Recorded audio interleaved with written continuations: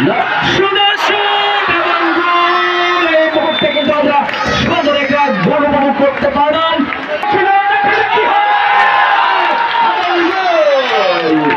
সুন্দর একটা শুট ছিল। বল লাগবে, বল তুলবে কি করে? অল্প কিছুক্ষণের মধ্যে আমাদের আজকে দ্বিতীয় আকর্ষণ প্রীতি ফুটবল প্রতিযোগিতা শুরু হতে যাচ্ছে। আমি উভয় দলের খেলোয়াড়দের দৃষ্টি আকর্ষণ করছি।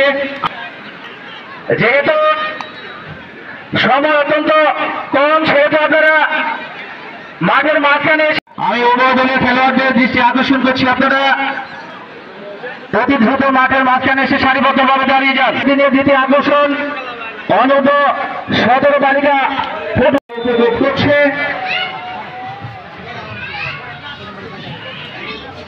ঘাটাল উপজেলা অনুকূল একটা শুট, দেখা যাক কি হয়। লম্বা শুট কিন্তু না প্রতিহত, আবার বল চলে গেছে মাঠের বাইরে। সুইং ঘাটাল উপজেলা পরিষদের অনুকূলে।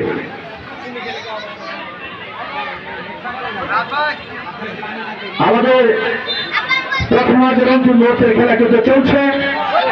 সুন্দর একটা শট ছিল, সুন্দর একটা শট করতে কিন্তু সুন্দর একটা শট নিয়ে ফেলেছে। তারাও কিন্তু তাদের কাঙ্ক্ষিত লক্ষ্যে পৌঁছে গিয়েছেন। খেলার ফলাফল কিন্তু 1-1 গোলে সমতা। ঘাটাল উপজেলা 1, ধনবাড়ী উপজেলা 1।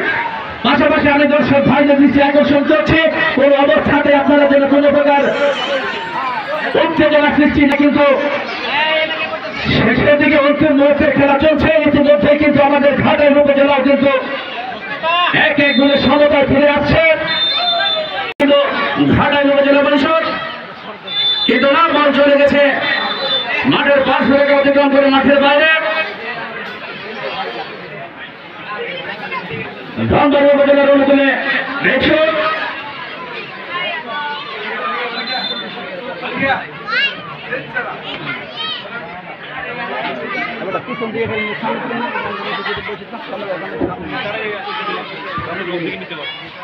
আমার কিন্তু আগমন, আমাদের কিন্তু লম্বা শট, খুব সুন্দর একটা শট ছিল কিন্তু না।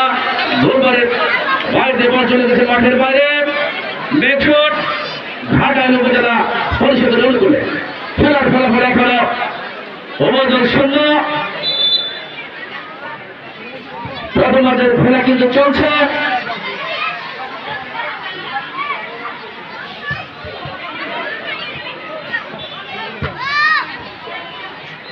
লম্বা শট, 9 নম্বর জার্সি পরিহিত খেলোয়াড় সম্ভবত ধনবাড়ী উপজেলা